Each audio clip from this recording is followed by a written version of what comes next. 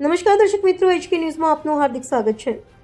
પ્રાંતિજમાં દારૂની હેરાફેરીનો ભંડાફોડ, ₹6.10 લાખનો મુદ્દામાલ જપ્ત, એક આરોપી ઝડપાયો।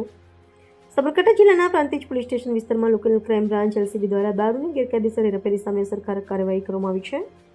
પોલીસે ભારતીય બનાવટના ઇંગ્લિશ દારૂ તથા વિદેશી બિયર ભરેલી અર્ટિકા કાર સાથે એક આરોપીને ઝડપી પાડ્યો છે, જ્યારે એક અન્ય આરોપી ફરાર થયો છે। તારીખ 18/2/2026ના રોજ LCB સ્ટાફ પ્રાંતિજ વિસ્તારમાં પેટ્રોલિંગમાં હતો। દરમિયાન મળેલી બાતમીના આધારે પ્રાંતિજ ટોલનાકા નજીક કતપુર ગામ જવાના રસ્તા પર વોચ નાકાબંધી ગોઠવવામાં આવી હતી।